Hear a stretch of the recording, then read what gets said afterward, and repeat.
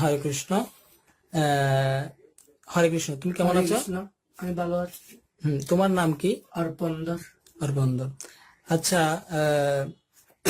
তুমি সাম্প্রতিক আমাদের একজন ইসকন চট্টগ্রামের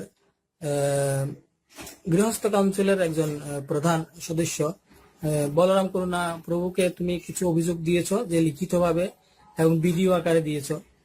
এবং আমরা দেখেছি যে এই শরণাগতি প্রভু এবং ভক্তি প্রিয় গদাধর গোস্বামী মহারাজ, চারুচন্দ্র প্রভু, এদেরকে তুমি তোমার সাথে চিন্ময়কৃষ্ণ প্রভুর সাথে কোন ধরনের শারীরিক নির্যাতন করেছে তোমাকে, সেই বিষয়ে তুমি কিছু কথা বলেছো।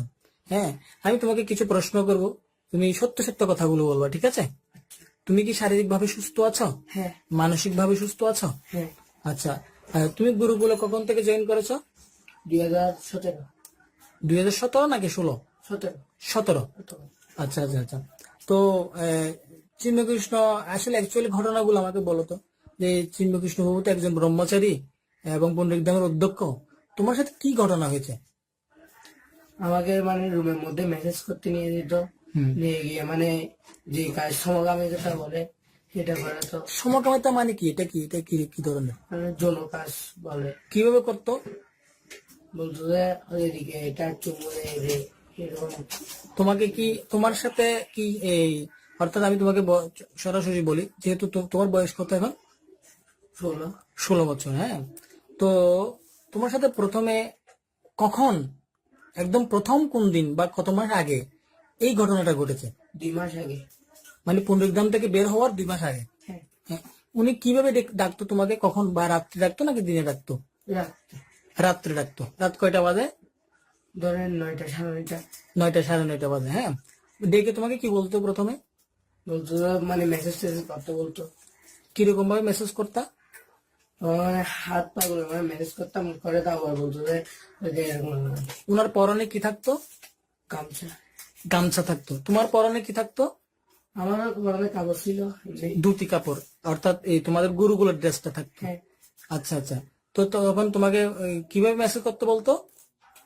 না এমনি বলতো হাত পা গুলো যেভাবে কামড়াচ্ছে ম্যানেজ করতে বলতো, তারপর বলতো যে এদিকে হলে আমার এই ধরে শপথ কর বলতো।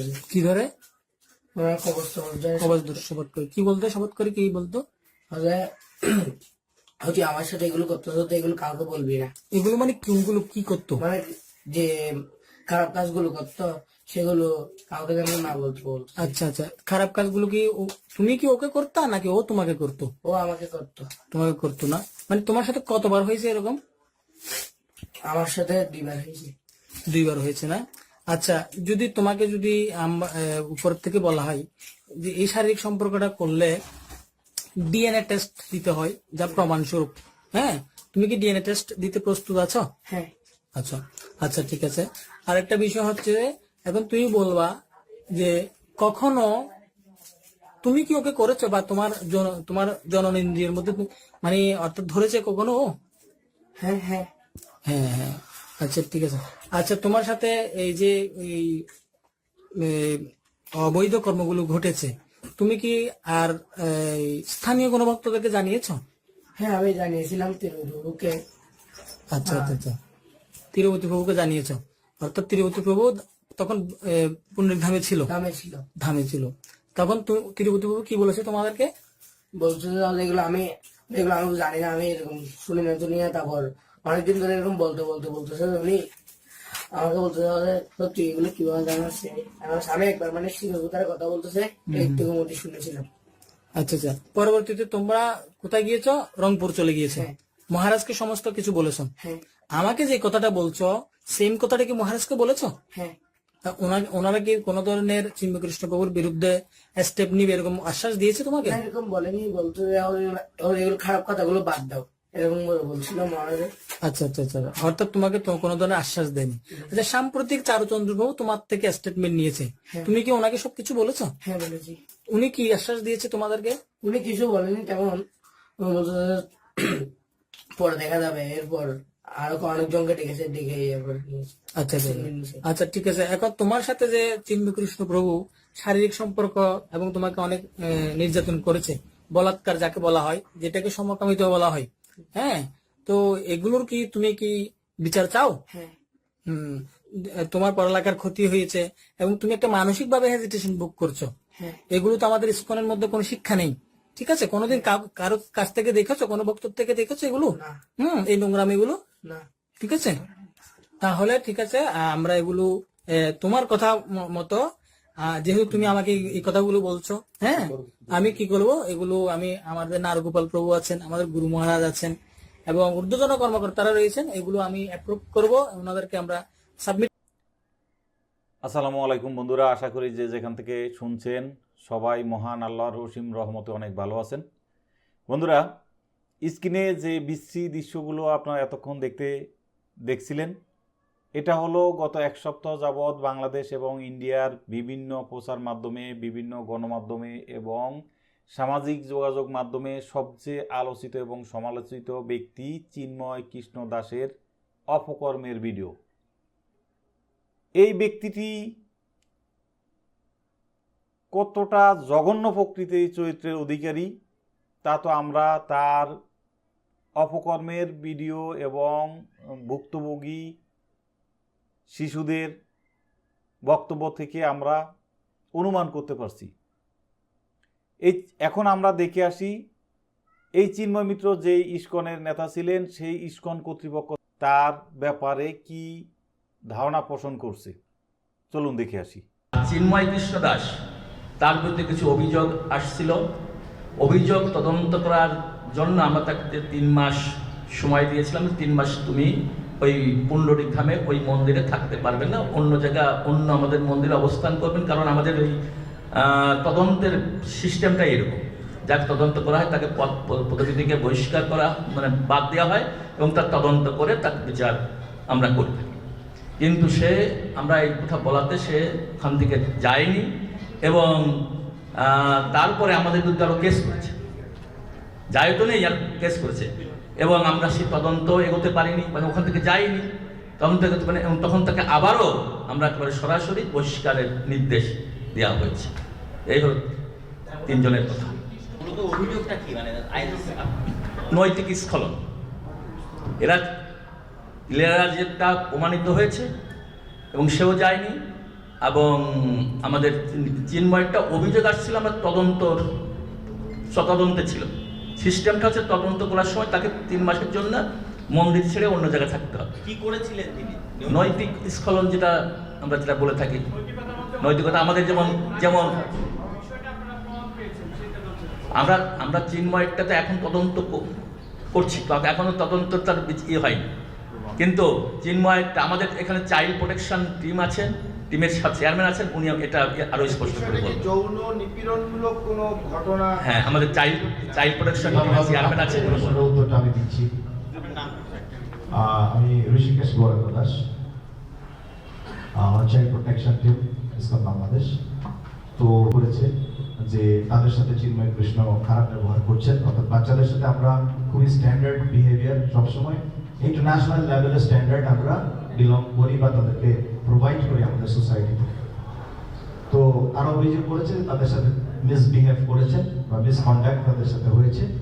তো সেই নিউজটা আমাদের কাছে আসার সাথে সাথে ওনাকে আমরা একটা চিঠি ইস্যু করি, যে ধরনের কিছু অভিযোগ আমরা পেয়েছি সেটা আমরা খতিয়ে দেখতে চাই।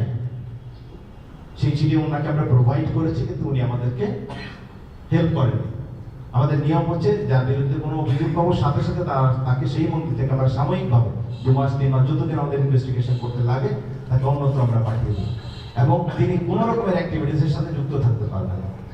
তো সেটা দেওয়ার পরে তিনি আমাদেরকে কোঅপারেশন করেননি, না করার কারণে আমরা তাকে পার্মানেন্টলি বহিষ্কার করেছি এবং সাথে আরো কিছু বিষয় ছিল। আমাদের ইনস্ট্রাকশন ছিল যে আপনাকে সংগঠনের যে বিষয়গুলো আছে সেগুলি মেনটেন করতে হবে, আচরণগত কিছু দিক আছে যেগুলি তিনি করেন।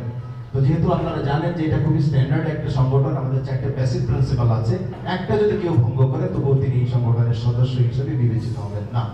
তো যেহেতু তিনি সেই কোঅপারেশনটা করেনি, চেইন অফ কমান্ডকে ভঙ্গ করেছেন, তো সেই জন্য তাকে আমরা পরবর্তীতে স্থায়ীভাবে বহিষ্কার। আপনারা এতক্ষণ ইসকন বাংলাদেশের শীর্ষস্থানীয় 2 জন নেতৃবৃন্দের বক্তব্য শুনছেন। বন্ধুরা, এখানেই শেষ নয়। এই চিন্ময় মিত্রকে ইসকনের আন্তর্জাতিক শিশু সুরক্ষা অফিস থেকে গত বছরের অক্টোবর 6 তারিখ নিষেধাজ্ঞা আরোপ করে একটি চিঠি ইস্যু করেছে। চলুন আমরা একটু চিঠিটা দেখে আসি।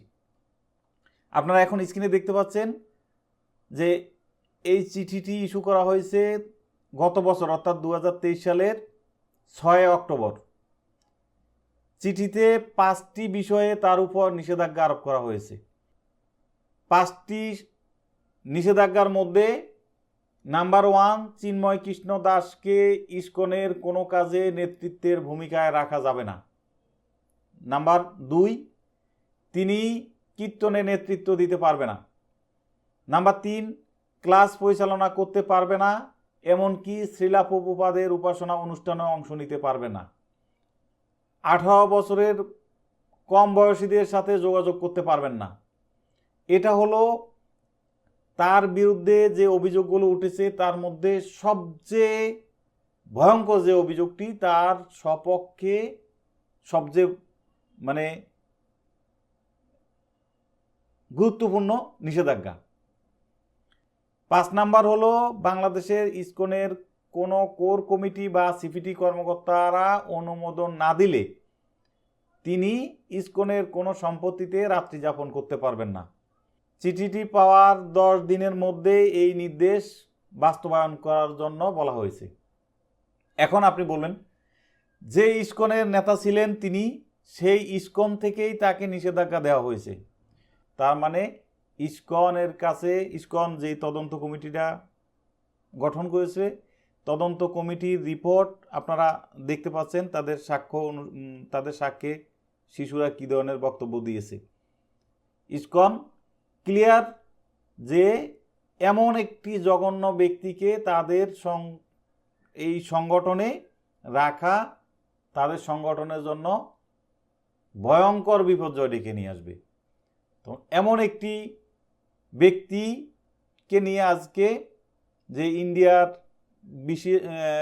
বেশ কয়েকজন রাজনৈতিক নেতা, বিশেষ করে পশ্চিমবঙ্গের কয়েকজন রাজনৈতিক নেতা যেভাবে বক্তব্য দিচ্ছেন উগ্রভাবে, এটা অত্যন্ত দুঃখজনক। আমরা বাংলাদেশের মানুষ ইন্ডিয়ার মানুষের সাথে কখনোই আমাদের শত্রুতা নাই।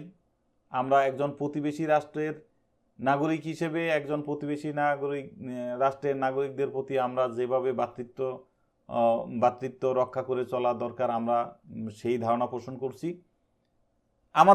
আমাদের বক্তব্য যে সে যে অপরাধ করেছে, বাংলাদেশের আইন অনুসারে বাংলাদেশের আদালত যে ব্যবস্থা নেবে সেটা তাকে অবশ্যই মেনে নিতে হবে।